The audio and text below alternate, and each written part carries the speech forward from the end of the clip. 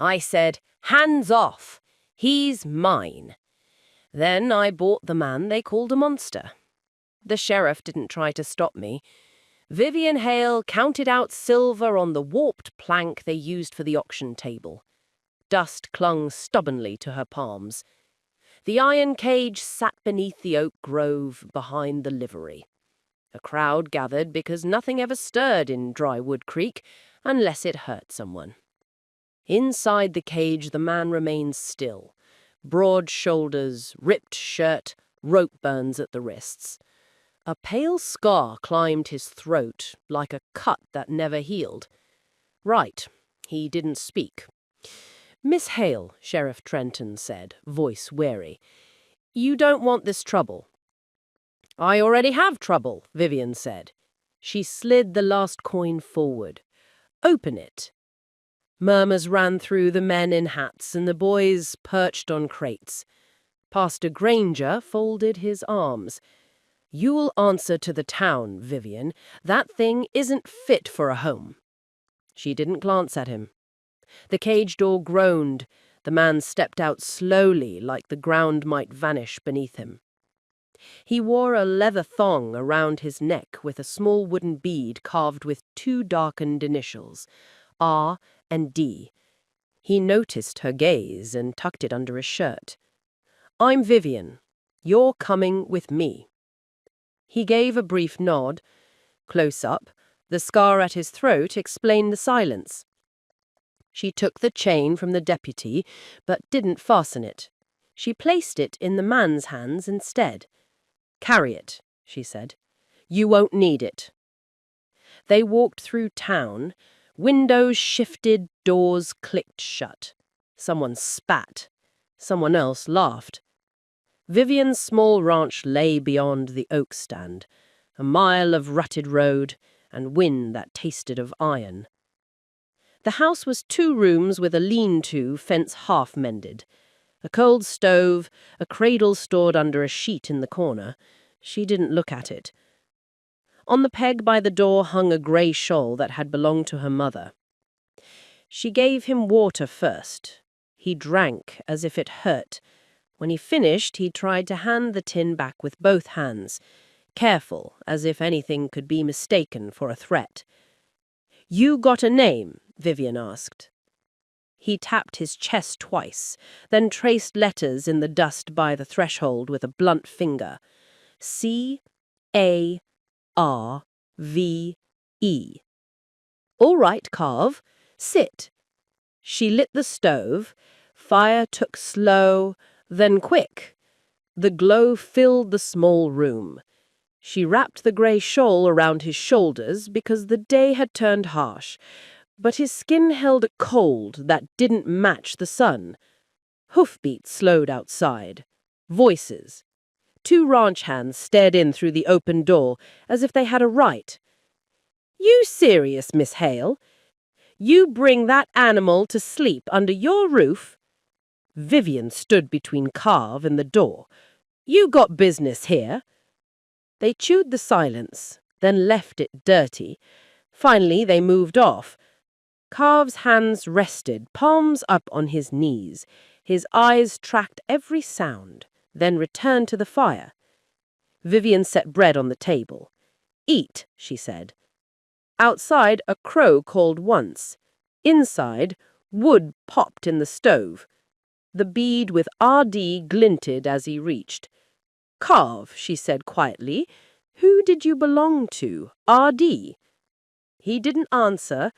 He lifted the bead and closed it in his fist. Then he shook his head once, hard. From the road, a wagon creaked to a stop. Sheriff Trenton called her name. "Vivian, keep your door open. Folks are riled. The rancher's foreman is riding in tonight with men and questions." They ate in silence. Not the angry kind, a silence that held the weight of unspoken things. Carve moved slowly, as if sudden motions might cost him something. When he finished, he made a small gesture, asking permission to leave the table. Vivian nodded. He studied the room like a map. His gaze paused on the covered cradle in the corner. He looked away with care. "Foreman Barlow will come here," Vivian said. "He thinks you killed his boss." "Did you?" Carve lifted his palm flat and shook it. Not yes, not no. He pointed to the scar at his throat, then to his eyes, then made a slicing motion downward. "You didn't see. You saw after," Vivian translated. "And they blamed you." He nodded once. She poured coffee. "Why were you in a cage?" Carve took a strip of kindling, a work knife from his belt, someone had let him keep it, and began to carve. His hands were steady, competent, slow. He carved a small ring from the wood, thin as a coin's edge. He rounded it with thumb and blade, then slid it across the table. A ring, plain, the kind a boy might make when he had nothing to offer but time. "For me?" Vivian asked. He dipped his chin, the bead at his throat shifted. She saw the initials again. "R.D.," she said. "Who is she?" He closed his eyes briefly. When he opened them, they were wet but stubborn. He tapped the bead, then with the knife tip, he scratched 2 letters on the table plank beside the ring. R.D., and below it another E. "Her and me?" Vivian asked. He shook his head, tapped his chest, then tapped the carved letters again and pressed his palm over them. "Hold. Keep." Wind turned. The smell of rain came early. Heavy hoofbeats again. More of them. Vivian stood. Carve rose too, broad and quiet. She glanced at the chain lying by the door, kicked it under the bench with her heel. Foreman Barlow pushed in without knocking. Hat low, 3 men behind him. He took the room like it already belonged to him. "Evening," he said. "We're collecting property that went missing." "He's not property," Vivian said. Barlow's gaze slid to the cradle's draped sheet. "You got a baby hid under there, Miss Hale."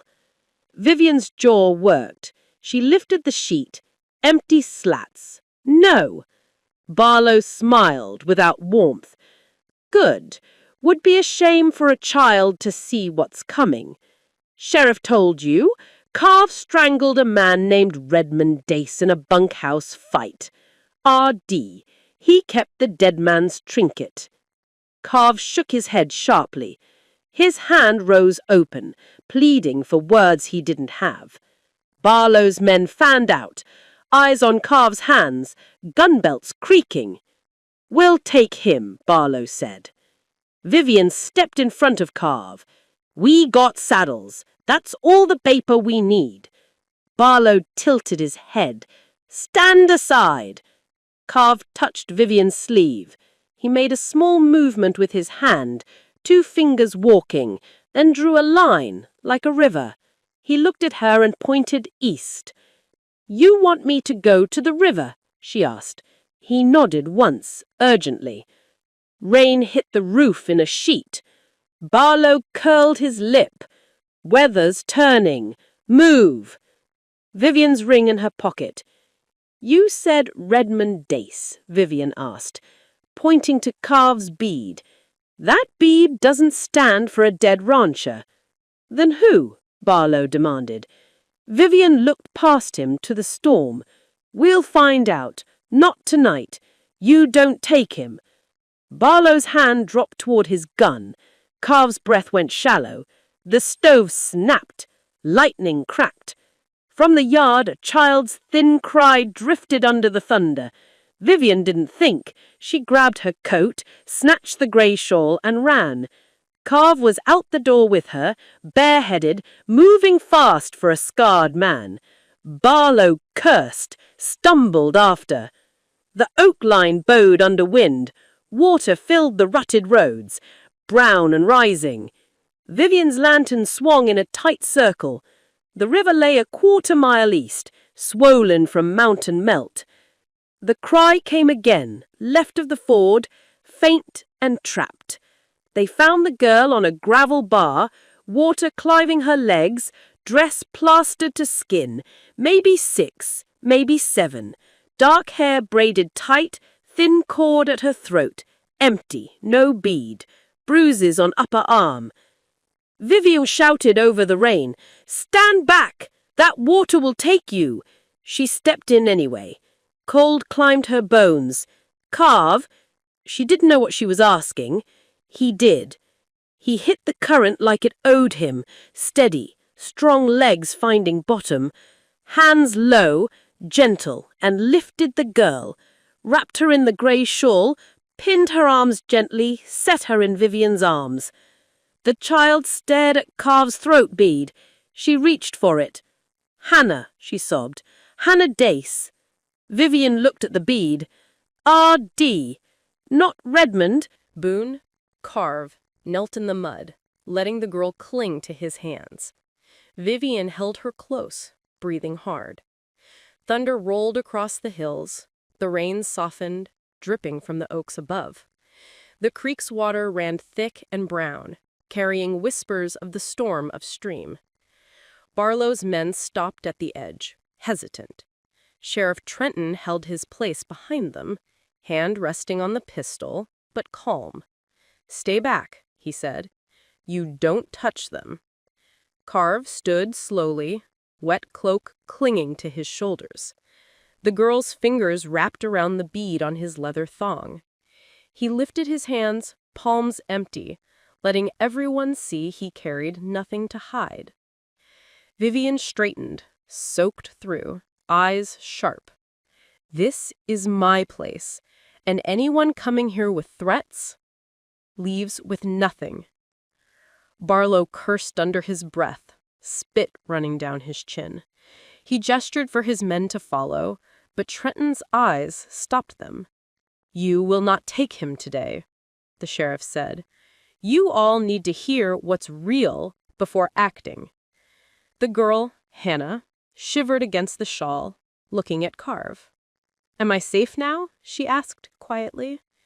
"Yes," Carve said, his voice low, almost nothing, but it held her steady. Vivian patted her shoulder, murmuring reassurance. They moved back toward the ranch. The mud sucked at their boots. The fire in the stove at home called like a warm hand. Carve carried her across every puddle, careful, deliberate, as if time itself had slowed for him. At the ranch, the lean-to still smoked from the fire earlier. Boone's hands worked silently, stacking scorched beams, moving pieces carefully to avoid further collapse. Vivian handed nails, watched him rebuild. Then for a moment, no words were necessary. Hannah ran around, fetching water and small bits of wood, insisting the mare have sugar she had saved in a little cloth pouch. The gray shawl hung from the peg, drying slowly. Carve placed the small carved ring on the table, and Vivian tucked it into a tin along with the bead. Then she changed her mind, slipping it onto a leather thong around her neck. It wasn't a promise, it was a truth she could carry with her. That evening, the fire burned steady. Vivian laid a blanket in the cradle, placed it near the stove where the heat was consistent. Hannah's fingers traced the smooth rail, proud. "It doesn't creak." "It will," Vivian replied gently. "Everything used right makes noise." Boone carried in a cedar bow and set it by the door. He stepped back, careful, as if he had done something bold. Vivian touched it, then his hand. He didn't pull away. Silence filled the room. Not a warning, not a wall, just a shared space. He looked at her, questioning. Vivian held his hand with both of hers. "You can stay," she said softly, "not as a harried hand who sleeps by the door, but as a man who sits at the table." Carve's eyes went wet and bright. He nodded once hard, then stopped, because the first nod had said enough. Later, as the sky cleared, neighbors came by with planks and flour. No one said sorry directly. They left things at the stoop. That was their way. Vivian thanked them quietly. Pastor Granger arrived last. He cleared his throat. The church has a spare shawl. This town forgets and remembers in equal measure. I suggest you help it remember. Right, we will, Vivian said, knighted the edges off everything. The three of them ate by firelight. Stew, bread, quiet. Carve carved another ring, this one's cedar. He held it out. Vivian slipped it on her thumb. Not a wedding, not yet. A beginning. Wind nudged the cedar bow by the door. The cradle rocked once on its own, then settled. Vivian breathed warm air into her chest. Outside, many boot prints. Inside, 3 sets leading to the hearth. Home, Hannah said sleepily. Yes, Vivian answered. Home.